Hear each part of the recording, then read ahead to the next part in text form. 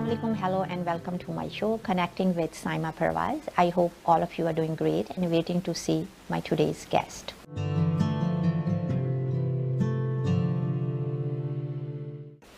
Men and women both have been playing equal roles to run their families and societies.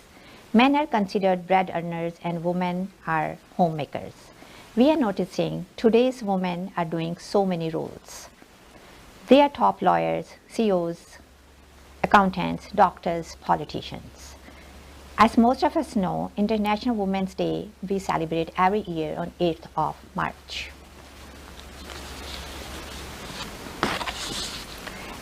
In my today's show, I have invited two very strong and empowered women, former Minister of Seniors, Deb Schulte and Anna Bortolus. Welcome to my show, girls. How are you? Doing great, Saima. How are you? I'm good, thank you. I'm really glad you guys are here. And Anna, I have met you not so long ago, but it's really great always whenever I met you. And Deb, everyone knows you. Nice to meet you too. Thank you. All right, so we're going to start with you. Tell me a little more about yourself and my audience. First, Assalamu alaikum and Ramadan Mubarak. So I want to wish everyone Ramadan Mubarak. A good Ramadan. Yes, so I had the privilege of serving as the Minister of Seniors for 2 years during the pandemic, which was an incredible time to be serving in that role. I've been an MP for King Vaughan for 6 years. Before that, I had the privilege of serving the city of Vaughan as a regional councillor. So, yeah, I've been really privileged to have that opportunity to serve the community. And yeah, I'm looking forward to our discussion today because we need more people to get involved. And that's what we want to send that message out. Thank you. And Anna, can you please introduce about yourself? Yes, sure. My name's Anna Bortolus, and I am so glad to be here with you talking about International Women's Day and women in politics in particular. We're just off a provincial campaign where I was managing a campaign for our wonderful candidate, Jillian Vavona. And so I do some campaign managing, but I'm also a mother of three, a grandmother of three wonderful granddaughters. I live in Vaughan. I've been very active in our community. I've had a corporate executive career with General Electric. And I'm very glad to be here with you today. Thanks to be here. All right, so this show is going to be played on International Women's Day, and we're gonna give advice to women who are sitting at home, who are not very active, very busy with the kids, right? And also we're gonna discuss all over what's happening in the world. Great. All right, all right. So, women in politics. So, what made you to be a politician? You were, you had very mechanical mindset. You were an engineer, right? And 22 years you worked as an engineer. So, what made you to be a politician? It's a good question because it is very different from my my educational direction, which was to be an engineer. I worked at de Havilland first and then Bombardier for over 22 years. So, but I think when I started to have kids, a little before, when I started getting involved in the community challenges that we had, started to interact with our local politicians, I started to realize that we could do better. We could do better with the solutions. As an engineer, you're always working on trying to solve problems. And I love solving problems. I love working with people to bring people together to try to find the best solution. It's not always, you know, one person's way. It's sometimes a compromise, often a compromise. So I like solving problems, and I wasn't really happy with some of the representatives that we had that were not solving problems for the benefit of the majority of people. They were potentially, you know, just biasing towards one person or another, and that isn't the best outcomes for people. So that's what got me into politics in the first place. Having kids, being more engaged with the community and finding all sorts of challenges that needed solutions, and wanted to get involved to do that. Great. And Anna, You are a big supporter of politicians, mostly women politicians. What made you to do it? Your background is totally different, right? Yes, so I actually have also a technical background. I have a master's in health science and an honors degree in chemistry. And but I want to take it back maybe a smidge earlier than that. My sister and I were exposed to politics quite early because our neighbor who lived across the street in Burlington, his name was Tom Sutherland, and he was a local councilman, as they called him at the time. Now we would say a local councillor. But from the time we were about 9 or 10, we were involved in his campaigns, answering the phones, putting up signs. And he ultimately ran for federal government to be an MP. And so we had a little taste early on. And to be honest, I've always been a person who has been fighting for social justice. From the time I was a little kid, I was always fighting for the underdog, always fighting for the person who was being bullied. I was always trying to include people and wanted everybody to get along.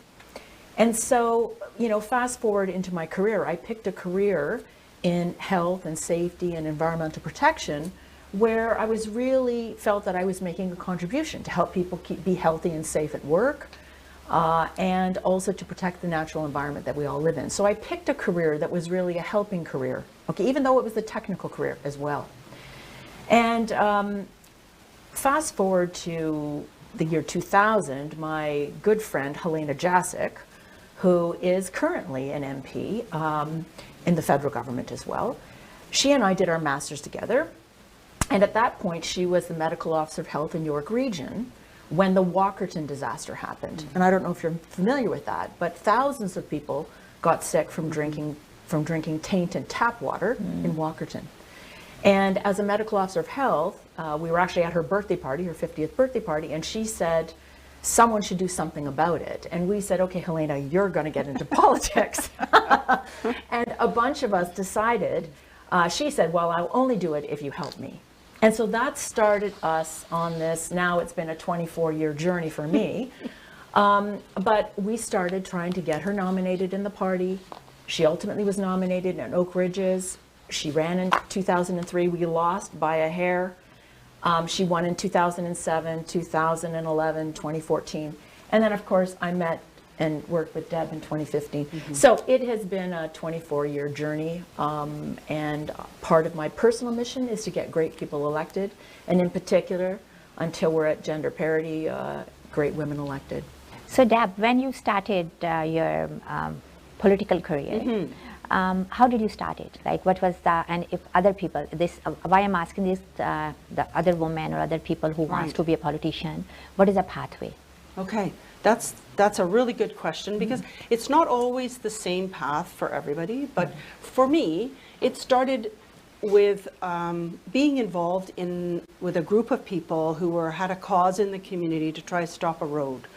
And we all came together to work on that project, and we realized that we needed to move, if we're really going to be successful, we needed to get someone within the government to do the right thing. So it was really nice to be able to start with a group of people that I'd already been working with on a project, because any elected official never does it alone. And I think Anna touched on that when she talked about helping Helena. You need to bring a group of people together. It's very hard work, and you need different expertise that different people bring to the table. So you need to build a team, and it doesn't have to be a team of experts. It could be just a team of dedicated people who care about helping you get elected and believe in you, right? Because it's a tremendous amount of energy that everybody's going to do. And then you decide to run in the election, and you have a team. Usually you'd like to have someone who's going to, while you're out doing all the connecting with people and communicating and trying to have them understand why you might be a good candidate, what you're going to do for them, and why they should come out and vote for you. You need someone who's going to be managing your team of volunteers, helping you with your communications, your advertising, dealing with all of the calls that come in with people trying to understand what you're all about, why are you in this race. So it's about having a core team of people that are with you on the journey, and of course, Loyal people, right? Loyal, the people that are there because they believe in you, right? They believe that you're the best person to do the job, and they're out there trying to make that happen. But I think the very most important thing that you have to have is you have to have your family with you on this journey, because it's a family affair. You cannot do this without having the support of your partner. I mean, your kids will get dragged into it whether they like it or not, because people at school will be, you know, challenging them, potentially holding them to account. So you need to have your family that's willing to go on the journey with you, and of course some close friends. Definitely. And Anna, you help women or men or anyone who's in politics, right? Anyone who's a good person and a great candidate. Yeah, and you help them to run their campaigns about, right? Yes, so, I do. What you do, right? So I wanted just to take one moment, Deb, just to follow back up on something Deb was talking about, because how you get started as a candidate also depends on what level of government, because there's different processes depending upon what level of government. So when Deb, maybe you could, Yeah, that's is it probably okay if I just pass this back to Deb for just a second? If in municipal government, you're you put your name forward, Right. okay, and you run as an individual. But when you run for a party, okay, so when you run under the Liberal banner or the Conservative banner or the NDP banner or whatever banner you're going to run under, there are processes by which you become a candidate. And so this requires generally something called a nomination process. So you put your name in, you go through some screening processes, and then there might be other people who also want to represent that area in the same party. And you may have to have a little bit of a battle, a nomination battle, to figure out who is going to be the winner to be the Liberal candidate. Okay, so in fact, the first time Deb ran, she had a nomination battle. She had another person who wanted to be the Liberal representative. And so just letting you know, there are some other processes involved there. Okay? And yeah, and actually the first time I ran, it was not for federal at all. No. It was for municipal, Right. at the local level, and then at the regional level. The next 4 years later, when I ran in 2010, again, it was at the regional level, which is nice because you can be your own person. You don't have to carry a banner of a party. You're basically carrying the banner of what you stand for and what you're going to do for the community. So the community got to know me first as me, rather than as a Liberal or any party. Yeah, and in fact, lots of people were surprised when I went with the Liberal Party because they thought I was something else, which is fine, because I didn't carry a party banner.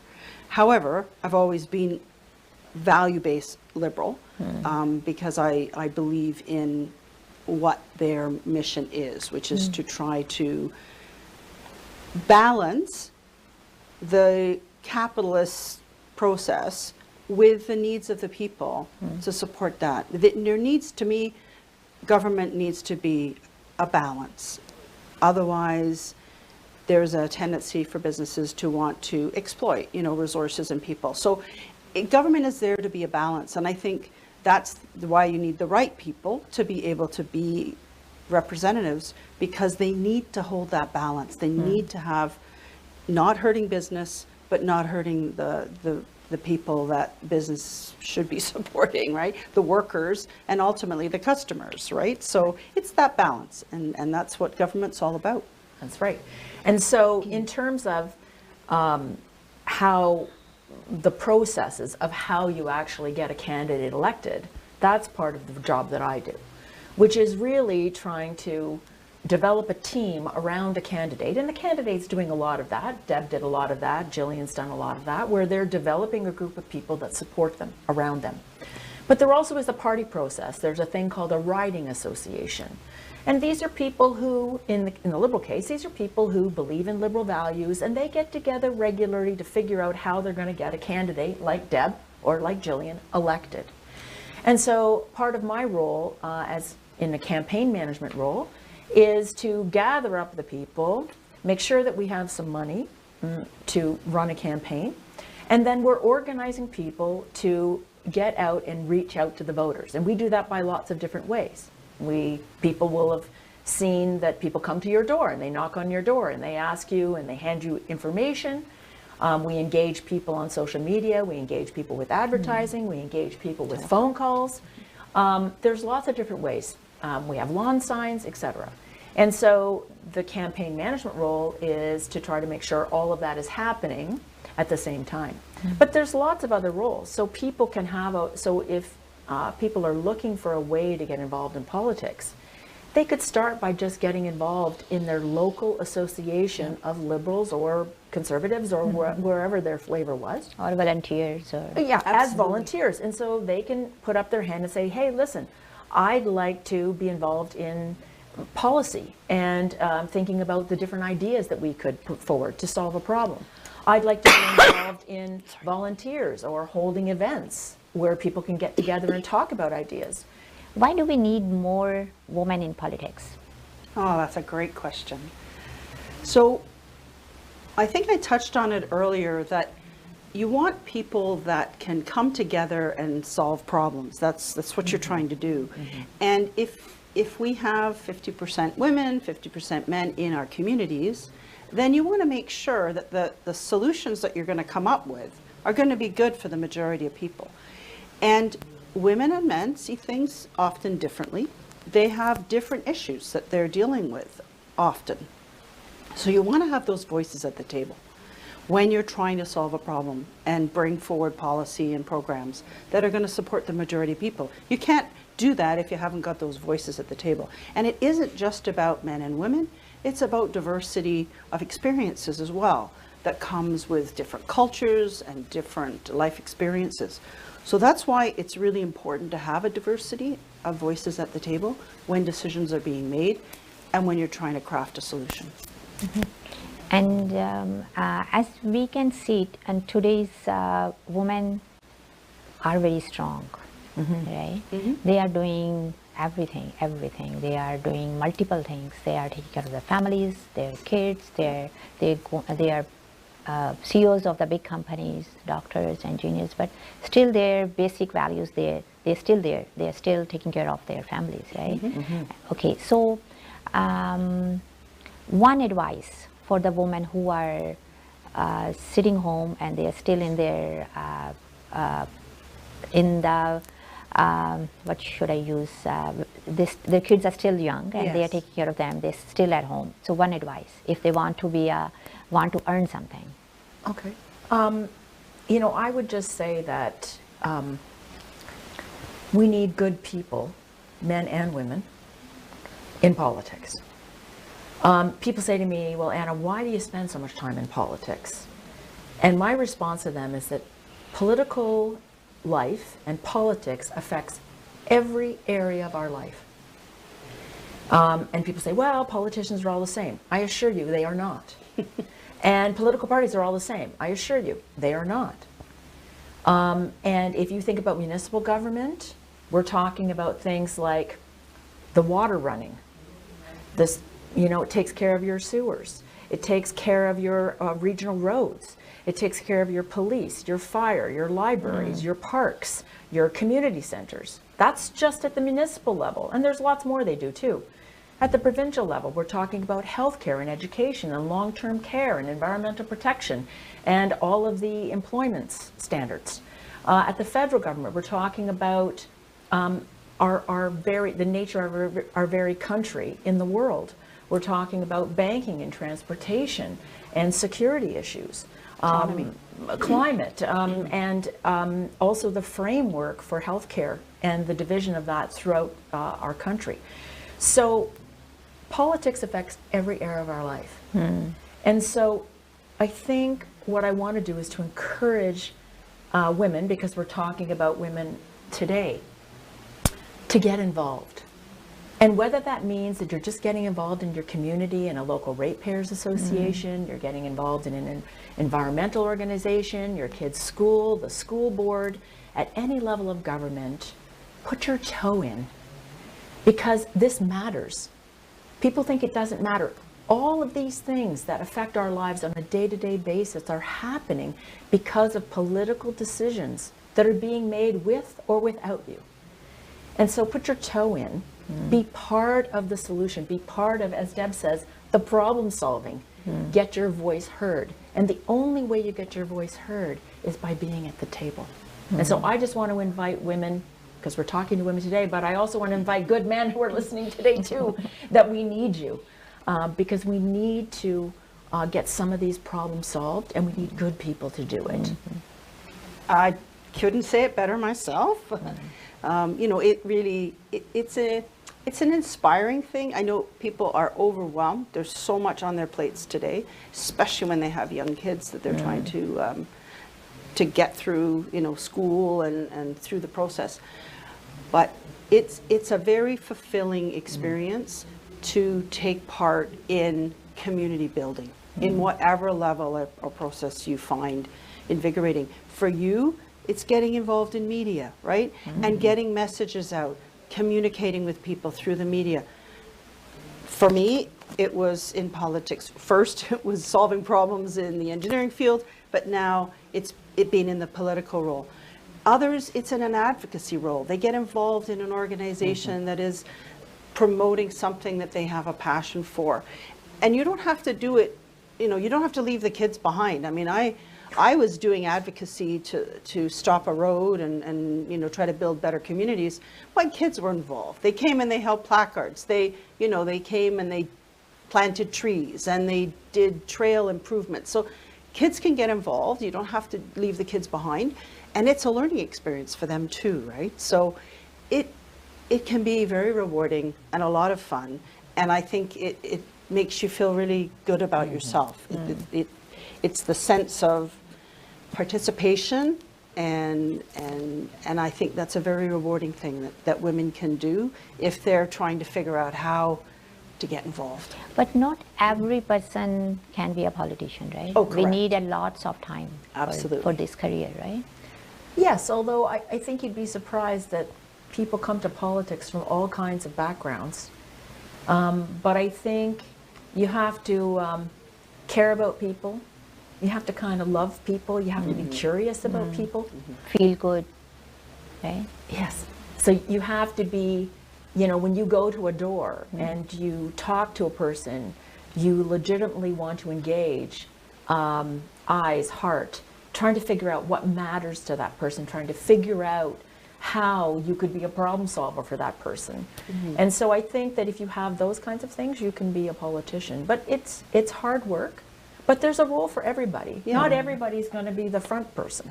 Not everybody should be a politician. I mean, Right. there's so many roles to play. And like I said, you can do it in advocacy groups. You don't have to be a politician, but you have a very important role to bring forward grand ideas that politicians grab onto For sure. and adopt, right? So you can play a role in the media. You can play a role in advocacy groups. You can play a role in the politics itself. You don't have to pick a particular lane. You just have to find something that you feel passionate about. Because I think it is about the passion, it's Yes, about the interest. You're not going to put the kind of energy that you need to put into something if you don't really have a passion for it, right? Yes, true. And but I believe every country, every society, every city, they need a good leadership, right? Agreed. Yeah, and if someone thinks they can be good leaders, right? So they should come ahead, I guess. Sorry, they should. They should come ahead. Right? Oh. Should come ahead. Yes. Yeah. Yes. Okay. You know, leadership is absolutely essential. And I think all leaders are not made equally, as we Yes. are seeing demonstrated around the world today. They don't. So what we really need is good leadership, stable leadership, people who are values driven and people driven. And, you know, people who are honest, people who are people of integrity. This is the kind of people that I have spent the last 24 years helping get elected. You want people that it isn't about being something, it's about doing something, right? You want people that are there, not for themselves and their own aggrandizement. It's for people that are there to try and help lift everybody's boat, right? It's not about lifting their boat. So, True. yeah, you want people that are in it for everyone. For the right reasons. Yeah. Dear women, we are fulfilling our roles as a mother, wife, daughter, daughter-in-law, extra. That's why societies are strong, but we also need to be financially strong and independent.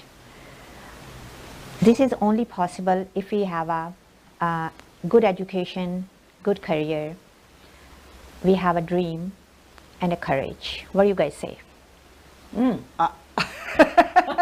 So I think financial independence is wonderful, and everybody benefits from being financially secure and in many cases independent, right? Because it gives you an opportunity to make choices and to steer your life the way you'd like to. Not everybody has that ability, right? Yeah.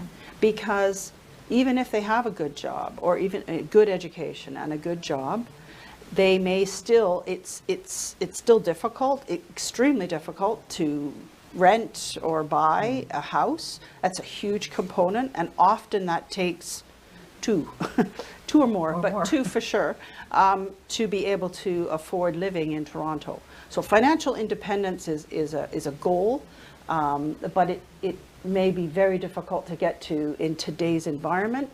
So obviously, having your partnership with the partner that you're making a life with is really important. But it's still good to have some of your own finances that are within your control, because then you can make decisions about what you can do, because very little you can do without having some financial independence. So I hear your point is it's good. It's not always possible, but it should be a goal. Depend on the circumstances. I think so, yeah. Yeah. Well, I want to lean into, you mentioned education, because I do believe that, digging down, making sure that you have a good education, having dreams, having sort of an idea of the kinds of things you'd like to accomplish is extremely important, whether you're male or female. Because I think that there's a tendency these days with what's going on in the world and some of the issues around trying to get a good job and can you get a good job, I think there's a lot of worry there. So I think there are lots of jobs to be had. And I do believe that for each person as they're growing up to try to become as financially independent as possible, which means getting a good job or having, in many cases, creating your own career. So a lot of people are now starting their own small businesses. They're starting businesses, they're reaching out, whether it's, lots of people who are doing real estate, etc. Some of my kids, young friends have had huge and very successful careers, for example, as real estate agents. So education, dream, being focused on trying to move yourself forward. And I think, what else can I say here? You want to try to have some kind of plan of success for your life. So think about where you want to be next year, 2 years from now, etc., and put the action plan in place to achieve what you'd like to achieve. Okay, so we're gonna finish the show with one question. For me, success is what makes me happy. When I fulfill something, so I feel happy. What do you think? What is success? Definitely. When you are, to me, you're right. What's our objective in life? It's to be happy, right? Not always to be, certainly it doesn't mean you're rich, but you're rich in your life, in that you're enjoying it, you're happy, you have, some security, as you touched on before. Happiness to me is everything. I mean, you can be very, very well off and very unhappy. So, and you feel fulfilled, right? Yeah. So it's giving your life a purpose or having a purpose. So you get up every day, it doesn't feel like work, it feels like you want to get out there and you want to do something. Being able to have experiences that nice experiences. But it doesn't mean it has to be with a lot of money. It doesn't have to be that you're, the CEO of a company. You can be happy within your friends, within your family, and it doesn't necessarily take a lot of money to be happy. So I think people sometimes chase after the money aspect of it, but I think there's a whole other realm where we may have missed the boat in some of the direction that we gave to our kids or even to ourselves when we were growing up that, you know, you've got to have money, you've got to have all these things, right? And I don't think it's all about things. I don't think it's all about money. I think it's about being secure in yourself, having a good circle of friends that support you and you have fun with. And it doesn't have to take a ton of money to do it. No. What you say? Well, I think that everybody probably has their own ideas about what success means for them. And I certainly respect, you know, what people consider their own version of success. For me, it's about family. So having a family, a loving, caring family. It's, for me personally, making a difference in the world that I'm in every organization, and in all of the things that I'm involved in. I want to leave it better than when I found it. And so I feel that making a difference personally is a measure of my own success inside. I place a lot of value and success in terms of a wide circle of cherished friends, family. So that's extremely important. I agree with Deb. I think sometimes people can become too focused on sort of some of the more financial elements, although I think money just makes you more of what you are. And so if you have wealth and you can share it around and do good things with it, there's lots of people who do very good things with money in this world to make a difference. And so, you know, I think happiness does come into it, but I think it's, for me, maybe a little deeper than that. It's a little bit more about meaning. It's a little bit about sort of reaching into that spiritual side, which is the contribution that I'm trying to make as an individual. Yes. Thank you so much for coming to my show today. And I'm really glad we talk about the women, we talk about the world, we talk about the societies. And I hope people's gonna learn something from today's show. And I will see you in my next show. Thank you, Anna. Thank you, Deb. Thank you, Saima, for having us. It's been a pleasure. Thank you very much. Looking forward to the next opportunity. Dear women and dear friends, I know we are fulfilling our roles perfectly. We are good moms, we are good wives, we are good mothers, and all the roles we are doing perfectly. But if you have dreams which you did not fulfill yet, and even some women I know, they didn't even finish their studies and they want to enroll in the universities and schools back, they should go ahead. And any woman who wants to come back and join their career, they should go ahead.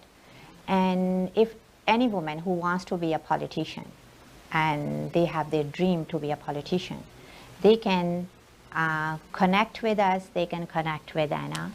And Anna is here to help all the women or men or anyone who's interested. And I will see you in my next show. Happy Ramadan and see you soon. Bye.